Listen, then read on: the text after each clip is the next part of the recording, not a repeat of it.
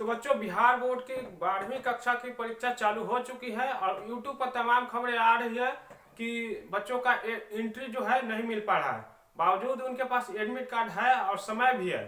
तो अगर आप 10th क्लास में हैं और इस बार 2024 में 10th की बोर्ड एग्जाम देने जा रहे हैं, तो आपको एक चीज तो जरूर सीखनी होगी कि आपको वहां समय से पहले पहुंचना है। ठीक, और पहुंचना पड़ेगा यदि आपने 2 साल जमकर मेहनत किया है तो उस परीक्षा का परिणाम पाने के लिए। तो आज के इस वीडियो में वही परीक्षा से संबंधित, वही सेंटर पर हम किस टाइम पर पहुंचे, कैसे हम एंट्री ले, उससे संबंधित सभी जानकारी हासिल करेंगे। ठीक, इसके साथ ही एक क्वेश्चन भी है जो कमेंट बॉक्स में आया है कि परीक्षा खत्म हो जाने के बाद किस चीज की तैयारी करेंगे। तो खैर, अभी आपका ध्यान परीक्षा की ओर होने चाहिए क्योंकि परीक्षा बहुत ही नजदीक है।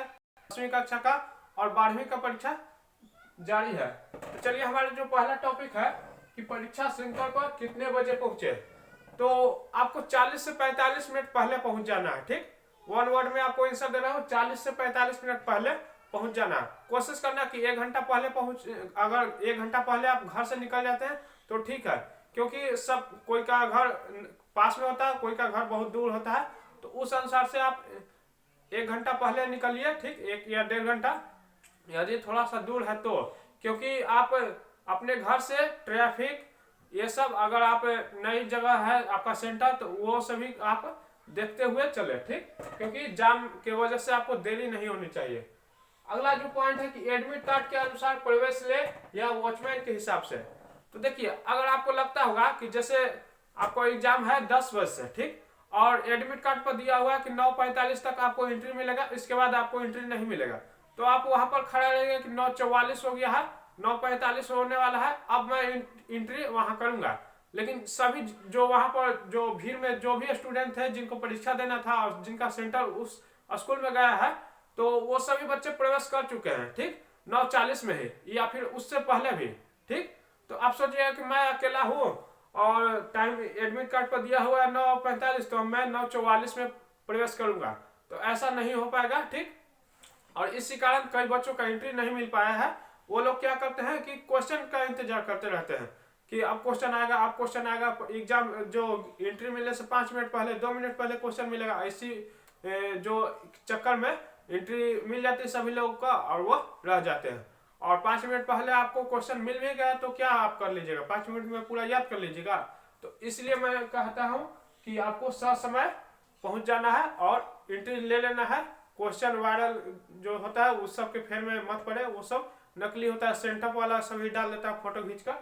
तो आपको एडमिट कार्ड के अनुसार नहीं चलना है, वहां पर वॉचमैन के हिसाब से, जो वहां आपके सेंटर पर जो टीचर है उसके अनुसार से एंट्री लेना है, ना कि एडमिट कार्ड के अनुसार। ठीक, कहने का मतलब वहां पर अगर टीचर जो वॉचमैन है ये सब अगर कोई कहे कि नहीं आपको एंट्री अब बंद हो जाएगा या फिर बंद होने वाला है, देखिए कि सभी स्टूडेंट जब घुस रहे हैं अंदर, प्रवेश कर रहे हैं, तो आप भी उन्हीं के साथ अंदर चले जाइए। ठीक, एडमिट कार्ड के चक्कर में मत पड़े रहे कि अभी 5 मिनट और समय बाकी है। ठीक, अगला जो है कि एंट्री नहीं मिलने पर क्या विरोध कर सकते हैं। देखिए, यहाँ जो मेन पॉइंट है विरोध, और एक छात्र को, एक पढ़ने वाले स्टूडेंट को विरोध करना ही नहीं चाहिए। वो अगर विरोध करे तो वो छात्र है ही नहीं। ठीक, बाकी यदि कोई असामाजिक तत्व उन्हें भड़का देते हैं तो करने के लिए तो वो कुछ भी कर सकते हैं कि हम अपना अधिकार लेकर रहेंगे, फला वो। ठीक, तो आपको ये सब चक्कर में नहीं पड़ना है। और आप एक सवाल का जवाब अपने अंदर से पूछिए। ठीक, कि मेरा एक पेपर छूट गया, क्या एक पेपर की वजह से सभी पेपर का रिजल्ट असर पड़ना चाहिए, या एक पेपर चल गया तो मैं बाकी चारों पेपर जो है उस पर अच्छे से तैयारी कर सभी पेपर में अच्छा नंबर लाऊं, ये आप सोचिए। ठीक, तो आपको विरोध तो ऐसे नहीं करना चाहिए, बाकी आप जवाब सोचिए। ठीक, आपको आंसर मिल जाएगा। ठीक, अगला जो क्वेश्चन है कि एंट्री हो जाने के बाद कोई कागजात छूट जाए तो, जैसे कि हम एंट्री कर लिए, अब कोई सामान छूट गया तो हम क्या करेंगे। तो जैसे एंट्री हो गया, और देखिए एडमिट कार्ड पर स्पष्ट रूप से लिखा होता है कि एडमिट कार्ड और आधार कार्ड ये सब चाहिए। तो वैसे में अगर कोई जैसे आपके भाई या फिर पिताजी कोई भी है दोस्त जिसके साथ आप सेंटर पर गए हैं, आपके जो रूम है या फिर आप डेरा लेकर गए हैं, तो करीबी है, तो बहुत नजदीक है, तो आसपास है, तो वो लेकर आ जाएंगे। आप उनको गेट पर तक जा सकते हैं, गेट पर के माध्यम से बुला सकते हैं, गेट के बाहर आपको नहीं जाने दिया जाएगा। एक बार जब आप एंट्री ले लिए तो दोबारा आपको जब परीक्षा खत्म होगा उसके बाद ही निकलने दिया जाएगा। ठीक, अगला जो पॉइंट है, एडमिट कार्ड घर पर ही छूट जाए तो क्या करें। देखिए, मैंने इससे पहले वाले वीडियो में भी बताया था कि यदि आपको एडमिट कार्ड फट गया, खो गया, भुला गया, जो भी है, तो सबसे पहले तो एडमिट कार्ड जैसे ही मिले आपको उसको कलर फोटोग्राफ निकलवा लेना। ठीक, मार्केट में आराम से निकल जाएगा, कलर फोटोग्राफ करवा लेना है हूबहू, और दोनों को लेमिनेशन करवा लेना है। ठीक, लेमिनेशन करवा कर रखना है। एक जो है रखना है आपके घर में और एक जो है लेकर जाना है। कोशिश करें कि एक दो और अगर हो जाए तो ठीक है। करने का मतलब इमरजेंसी में अगर वो एडमिट कार्ड अगर रास्ते में गिर जाता है, भुला जाता है, जो भी होता है, तो वो आपका जो सेकंड है वो काम चला सके, उससे आपको एंट्री मिल जाए। अगर जिनके पास जो है कि जो ओरिजिनल हूबहू कलर फोटोग्राफ नहीं करवाए हैं तो इस बार बोर्ड ने एक दिया है, अपने तरफ से ऐलान किया है कि उनको जो डमी जो एडमिट कार्ड है या फिर डमी एडमिट कार्ड है उसका फोटोग्राफ ये सब भी है, तो पहचान के तौर पर अगर सभी मिल जाता है तो वो एंट्री दे देंगे। ठीक, ज़्यादा वो छात्रों को परेशान नहीं करेंगे। बाकी हर जगह टीचर का डिपेंड, जो उनका मूड है उस पर भी डिपेंड करता है। ठीक, अगला जो हमारा प्रश्न है कि क्या परीक्षा प्रारंभ होने के तुरंत बाद पानी पीने जा सकेंगे। तो देखिए, कोई भी जो आपका सेंटर है कहीं भी, तो जैसे ही आप रूम में चले गए तो रूम में चले गए, आप निकल सकते हैं, कोई दिक्कत नहीं है, आप गए थोड़ा सा घूम सकते हैं। लेकिन जब बेल बज गई, आपका कॉपी जो है मिल गया और आप लिखने लग गए, तो आप सोचिए कि मैं किसी वॉशरूम के बहाने बाहर निकल जाऊँ या फिर पानी पीने के बहाने निकल जाऊँ, तो ऐसा पॉसिबल नहीं है। 1 घंटा तक आपको नहीं निकलने दिया जाएगा। ठीक, 1 घंटा के बाद ही कोई फैसला लिया जाएगा कि हाँ इमरजेंसी है, तो किसी स्टूडेंट को बाहर निकलने दिया जाए, वो प्यास लगा हुआ है या फिर कोई भी काम है। आप बोतल में पानी लिए हुए हैं तो अंदर बैठकर पी सकते हैं, कोई दिक्कत नहीं है। अगला जो हमारा क्वेश्चन है, चेकिंग कितने बार होंगे और कौन कौन कर सकते हैं। कहने का मतलब चेकिंग करने का अधिकार कितने लोगों के पास है। ठीक, तो ये 3 चरणों में होती है। जो पहला है इजीली चेकिंग, यानी सबसे पहले जो होता है आपको मेन गेट पर जो चेक होता है उसे कहते हैं, जो रिकॉर्डिंग के साथ होती है।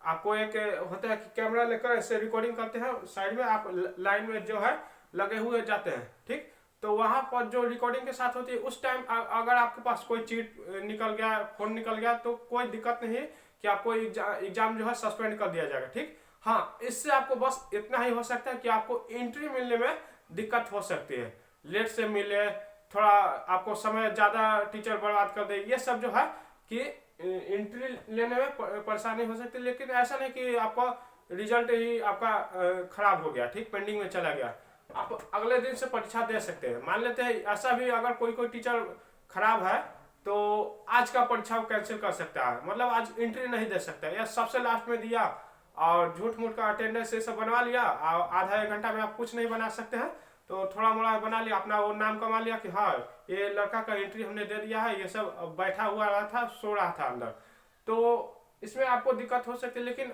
ऐसा नहीं कि आपका जो है रेड कलम चलेगा, सस्पेंड हो जाएगा, ये सब जो है।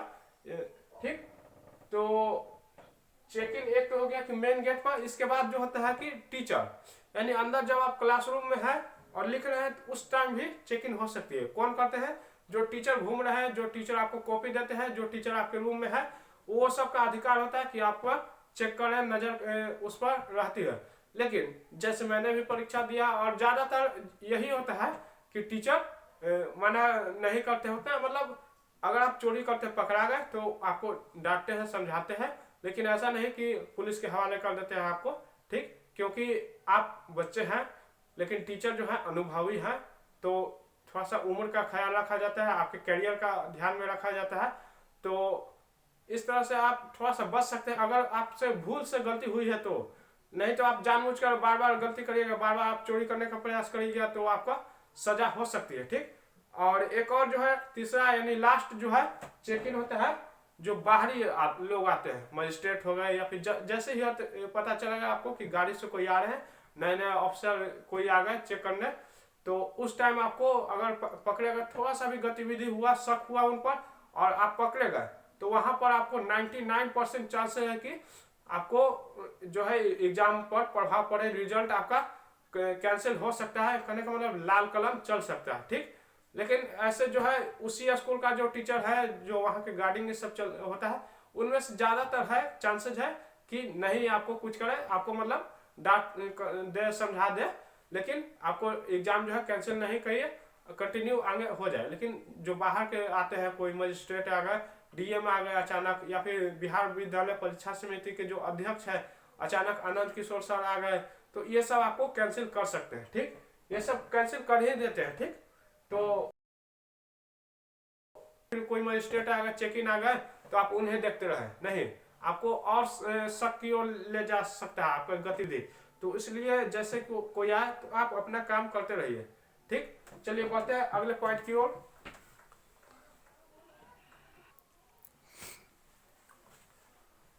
तो हमारा नेक्स्ट जो क्वेश्चन है वो उसमें आया था कि फॉर्म भरते वक्त लैंग्वेज अंग्रेजी चुने थे, लेकिन 12th की पढ़ाई हिंदी मीडियम में हुई है, तो क्या मेरी कॉपी चेक होगी। यानी इस लड़की का जो क्वेश्चन है कि जब वो फॉर्म भरी थी, जैसे 12th का हुआ था तो 11th में ही हो जाता है, तो हो सकता है कि उन्होंने रजिस्ट्रेशन के वक्त लैंग्वेज इंग्लिश मीडियम चुना था, लेकिन किसी कारणवश, या फिर हो सकता है कि उन्हें अंग्रेजी समझ में नहीं आई और वे हिंदी मीडियम में पढ़ाई किए और हिंदी मीडियम में ही कॉपी लिखे, तो क्या उनकी कॉपी चेक होगी या फिर उन्हें बिल्कुल 0 नंबर मिलेंगे। ठीक, चेक ही नहीं होंगे। तो देखिए, ये मैं स्पष्ट बता दूं कि ऐसा कोई बात नहीं है। लोग आपको जो भ्रम में डाल देते हैं कि नहीं, जो लैंग्वेज चुना गया है वही लैंग्वेज में आपको आंसर लिखना है, नहीं, ऐसा कोई बात नहीं। देखिए, जो बोर्ड एग्जाम में है, एग्जाम होता है, तो एग्जाम के वक्त ठीक जैसे आपको कॉपी मिलती है, उस कॉपी पर एक ऑप्शन होता है कि आपको लैंग्वेज कौन सा चुनना है, हिंदी, इंग्लिश। ठीक, हिंदी करने का मतलब आप अपना आंसर हिंदी भाषा में लिखिएगा, इंग्लिश करने का मतलब आपका आंसर जो भी है इंग्लिश लैंग्वेज में लिखाएगा, सभी इंग्लिश में लिखाएगा। तो वहां पर जो आपने रंगा है, वो जो चुना है लैंग्वेज, वो मायने रखती है, ना कि रजिस्ट्रेशन के वक्त। ठीक, तो आई होप जैसे आप 11th में या फिर 12th में जो भी आप फॉर्म के वक्त लैंग्वेज चुन लिए, उससे कोई फर्क नहीं पड़ता। जो बोर्ड एग्जाम में कॉपी मिलता है, उस पर जो लैंग्वेज आपने चुन लिया वही आपके मायने रखती है, उसी के अनुसार आपका चेकिंग होगा। ठीक, कॉपी हिंदी वाले टीचर के पास जाएगा, इंग्लिश लैंग्वेज वाले टीचर के पास जाएंगे। ठीक, जैसे मैथ है तो मैथ मैं हिंदी में पढ़ाता हूँ, इंग्लिश में पढ़ाता हूँ। कोई टीचर फिजिक्स में है तो इंग्लिश मीडियम का भी पढ़ाते हैं, कोई अगर हिंदी मीडियम में है तो हिंदी मीडियम का टीचर अलग होते हैं, फिजिक्स का तो अलग उनको कॉपी दिया जा सकता है बिहार बोर्ड के लिए। बाकी ऐसे अधिकतर होते हैं कि जो हिंदी इंग्लिश दोनों को साथ में लेकर चलते हैं, दोनों को समझते हैं।